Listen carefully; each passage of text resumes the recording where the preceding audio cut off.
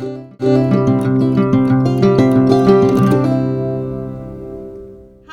this is Creating with Tammy. Thank you so much for joining me today. We're going to be making a child's puzzle with my Xtool M1. We will also be using Canva Pro and our Xtool Creative Space software to make this project. Let's go ahead and get to work. We're over here in Canva. I've already picked out some cute little animals that we're going to use for this design, but I wanted to show you something real quick. First of all, I always select an element like this as an outline, because if I just do, let's say I just ask for a rabbit, I'm going to get graphics that are filled in, and then I have to do the outlining of it, which I can do it, but it's just more time consuming. So if I do a rabbit outline, I'm going to get some better options, and I'm always going to hit graphics too, which is going to narrow down the selection. So let's say I find one in here that I like. Let me grab something that's cute and show you. What's going to happen is it's going to suggest like designs. So then I can usually find a group of them like I did here. Okay, once I find one I like, I'm going to select it. It's going to drop it in there. I don't want that, but I want to see what other items it recommends. So you can click see all. And sometimes if there's multiple graphics that match, they'll come up here. There don't seem to be any here, so I would go find something else, but just for your knowledge. Also, be sure whatever designs you use that you are compliant with the licensing. If you click the three little dots at the top of each of these graphics, you can go to the eye, and it talks about licensing and what you can and cannot do with the design. So if you're going to make these usually for your own personal use or as a completed project, you just want to make sure you're compliant.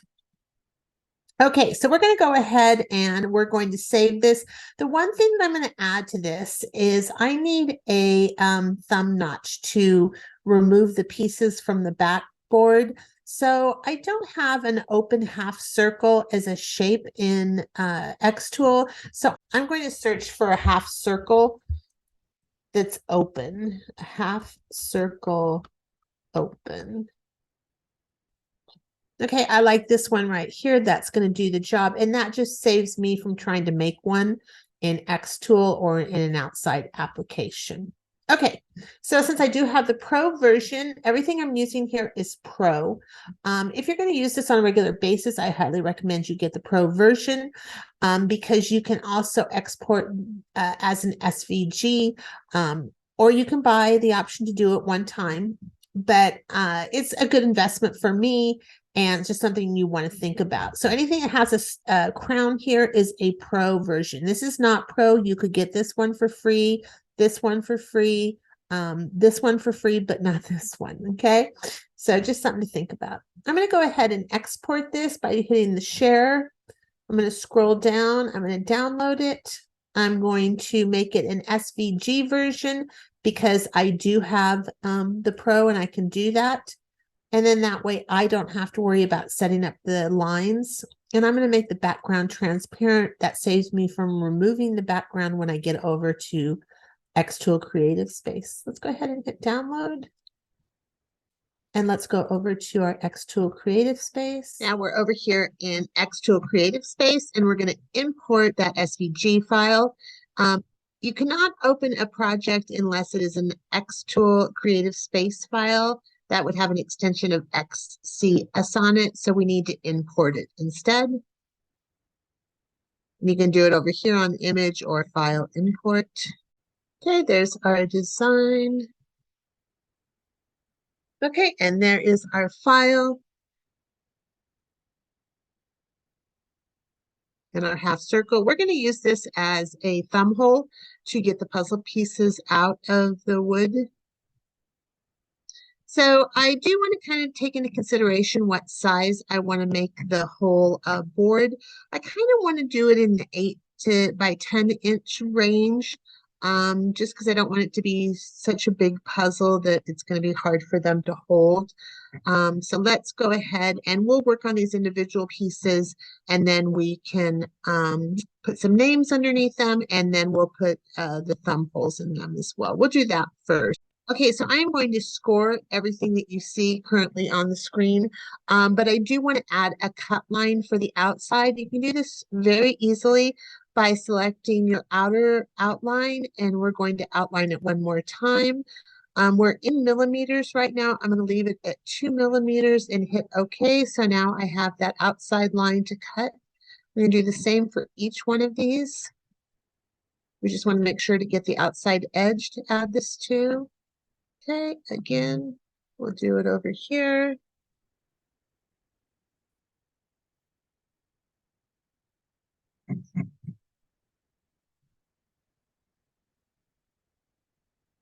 And lastly, the bunny. Okay, now I'm going to make this thumb hole quite a bit smaller. I don't need it to be so big, just enough the little fingers can get in there. And then I'm going to add this to each of these elements. So let's go ahead and do a copy and paste for 3 more. Let's see if I can get a little bit smaller. 3 more versions of it. I'm going to do Control C and then a Control V, or you can right click and do copy and paste. And I'm going to do 4 total. Just move 1 to each of these and we'll, whoops. Always hit your undo button if you grab something by mistake like I just did. Your undo button is your friend.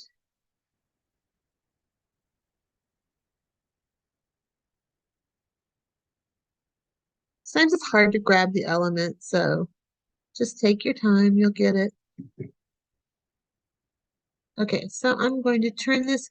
Now, I just want to connect this to the outside edge. I can't combine this because we don't have an overlap in the middle. So I'm just going to have to bring it right up to the edge. Outside of Xtool Creative Space, I mostly use Lightburn. There's a lot more tools to do this a little bit more seamless, but this is just one way you can do it here, and it works fine. So we're just going to get it right next to that. And if you need to see it a little bit better, always come down here at the bottom and you can make your canvas larger so you can see now I'm not touching right there and I want to be touching. So I'm actually going to rotate it a little bit. I don't know for sure which direction, so I'm going to do a 1 up here. This is up at the top. Let's try 2. Oh, excuse me, I'm rotating the kitty cat instead of the round. So let me select just the round. And we're going to rotate it. I think it's going to be a negative. So let me try a -1. There we go. See how that looks. Just a little bit more. One more -1, and I think we'll be good.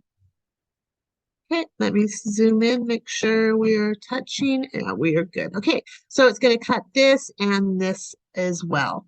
Let's do the same thing over here. Now, I can put these in different places on each of these. I'm just going to kind of put them in the same close proximity. Same thing here. This edge over here is not touching. So I'm going to rotate it a -1, maybe a -2. We will see. It's not quite touching. Do one more. Now I could grab this piece and use my shift and my arrow key to move it a smaller degree, but I'm just going to do one more negative rotation, and I think I'm off over here just a little bit, so I'm just going to move it up a tad. Okay, I'm good with that. Let's come down here. I'm going to do this one over on this side. Make it almost look like a fin. And we're just going to keep rotating it till we're happy with it. Okay, there we go. And then this last one. And these finger holes are a little big, but it'll be fine. You can make them smaller, whatever your preference is. It's your project, you do you.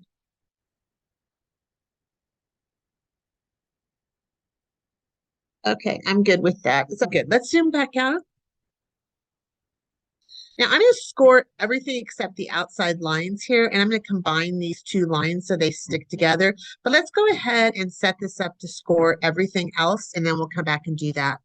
I always want to make sure I'm in millimeters. I do measure my wood it was 2.8. I use electronic calipers. I will put a link down in my description for you guys. It's a wise investment.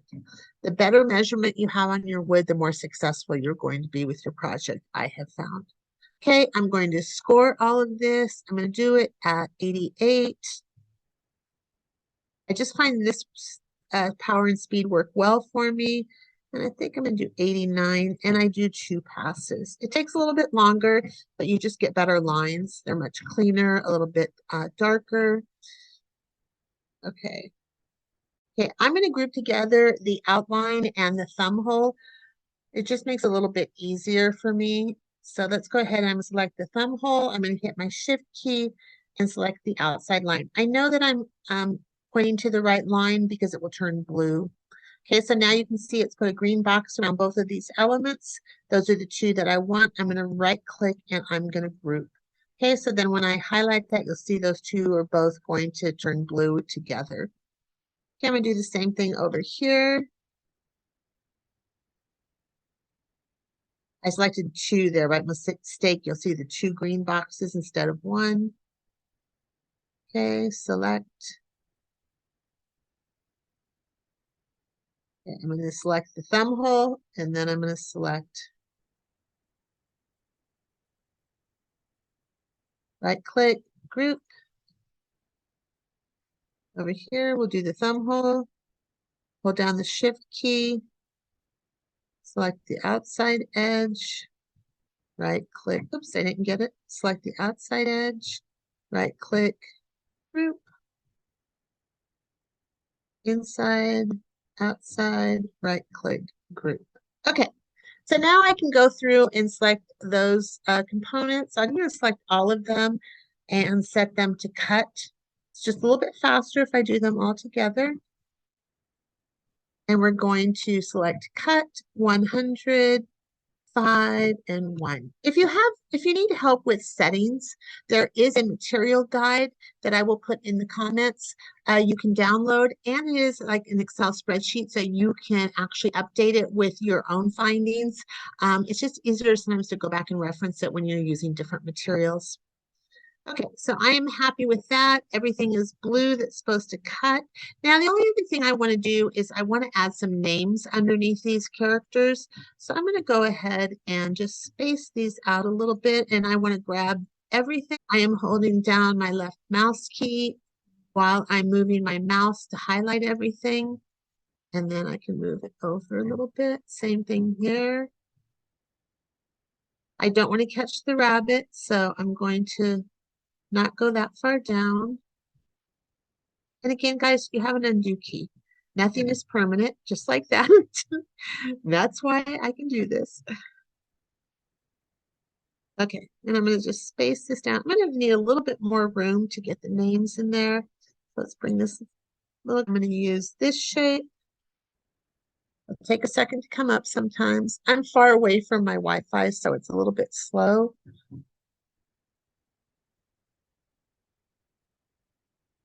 Now, I don't like this shape, so I'm going to make it a little bit more elongated and skinnier, but I want to unlock it so I can distort the size of it. If I try to resize it here, it's only going to do it when it's symmetrical.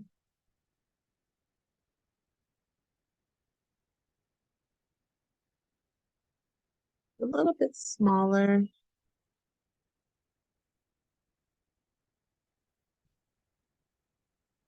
Okay, and then let's go ahead and put some words in here. I just hit the text over here. I can change my font to any font that I have in my system. I like Baskerville. Let's see how it looks. And we're going to just type cat. And I do want it capitalized. And I am going to have to change the size. I can change the size by adjusting it over here, or I can change it by changing the size over here. And I do want bi-directional arrows to move it. And we can drop it in there.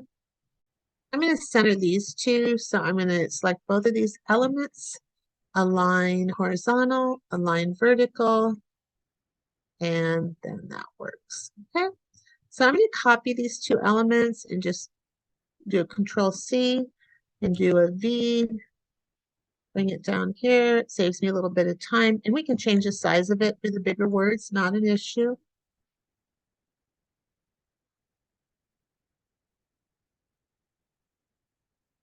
Okay, let's do our biggest one right here. And we're going to bring this out and change our cat to whale. Sorry, I didn't mean to sound like a children's book when I said that.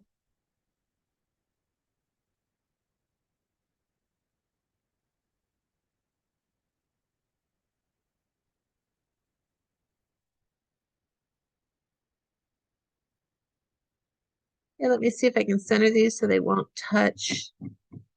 Might have to make it a little bit bigger. We'll see. Horizontal, vertical. Okay, that's fine. We're going to make this a bunny or rabbit. I think we'll do rabbit. If it's a teaching tool, we probably should use the correct words, right?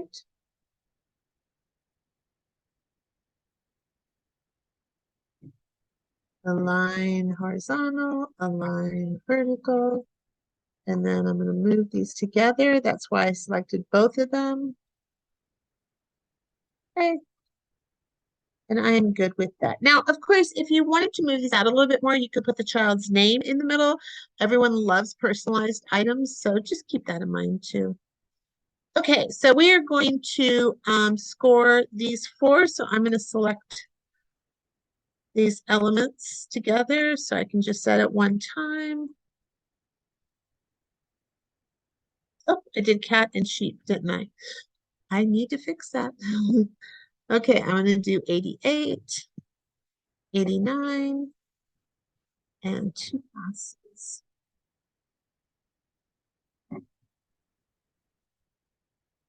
let's change this one to sheep.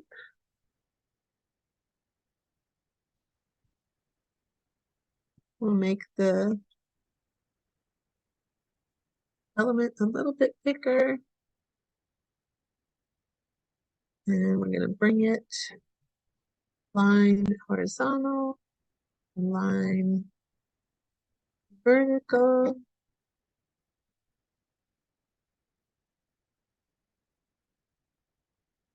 Okay. Now, the only thing we have left to do is we need to make the outside plate. So this is going to take 2 plates to make this puzzle. The 2.8 millimeter wood is a really nice size. So when you combine the top plate and the bottom plate, it's like 5.6 inch or 5.6 millimeters. And it's just a nice thickness for wood. Before I forget to mention it, just be sure that you use non-toxic items to finish the wood, since this is going to be a child's item. Just pay attention to that. I'm going to drop this a little bit. I'm not real happy with the placement, so let's go ahead and move that down.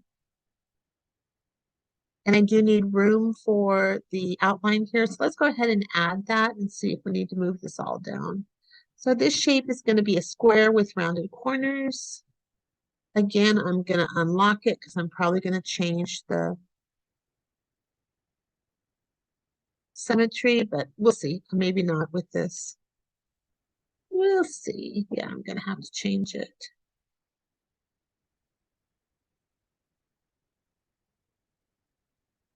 Oops, I didn't unlock it. There we go. It's like, why is it not behaving?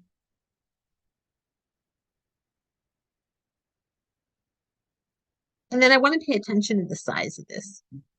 I'm sorry, undo, because I want to make sure that it's not too big. It's time to lose kind of a concept of size when you're doing something like this. I do have to switch to inches to kind of get a visual of the size that this is going to be, because I struggle with metric measurement. So let me go ahead to settings, switch to inches. You don't have to save this or anything. You just close it. And then I want to see what this outside element is in size. Oh, it's big. Okay, so it's 12 by 10, and that's much bigger than I wanted. So I'm going to size this all down together. Okay, I just selected everything and we'll size it down. I want to be about 10 by 8. Okay, so I'm happy with that. This is going to be a cut line too, so let's go ahead and change that. Oops, let's switch back to millimeters. Be careful with that. I always, before I cut, double check the thickness right here. And if you have inches and put 2.8, what you're going to get is a kind of deep burn and it's not going to cut through. I've done it several times. Okay, cut 105. Guys, I am not an expert in any of this.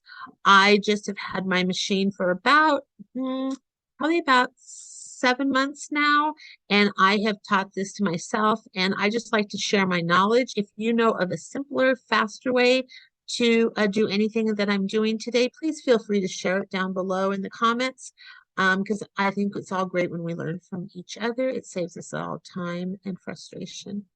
Okay, so I am happy with everything here. Let's go ahead and hit process and see how it looks.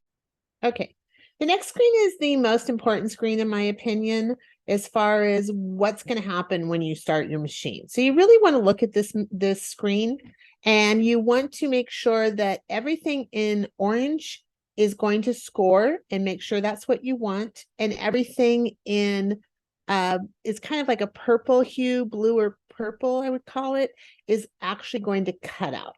And everything that I want to cut is going to cut out. So I'm happy with that.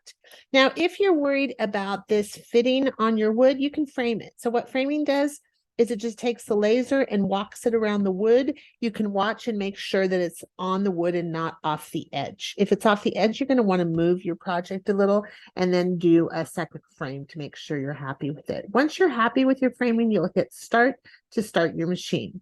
Please be very safe and don't leave your machine while you're processing. You want to be right next to your machine when it's in operation so you can turn it off if you have any kind of a flare up.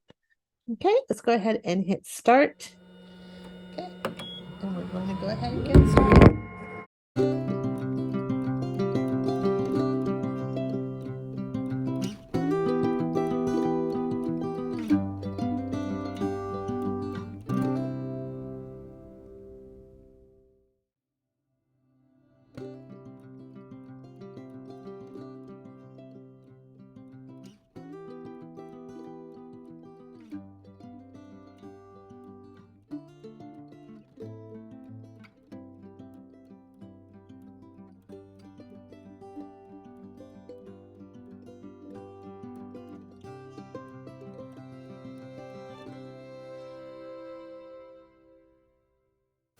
Okay, it's finishing up the cut. Once the cut is done, we're going to have to cut one more piece for the back plate, and I'll show you how to do that next.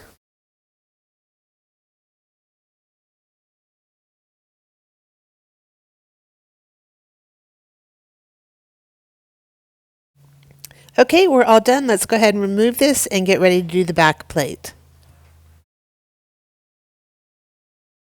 And how we're going to do this back plate is we're going to turn off everything except for this outer line. I'm just actually going to select everything to start off with.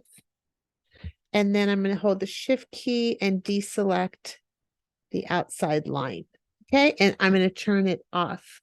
This output button here lets you turn off anything you don't want to have processed when you're doing a cut or scoring. Okay, so the only thing that should be processing now, if I click it, is this outside line and the output is on. The way I can check it is by hitting process and making sure that I only see the outside line. Okay, and we're ready to go. I'm going to go ahead and hit the start button.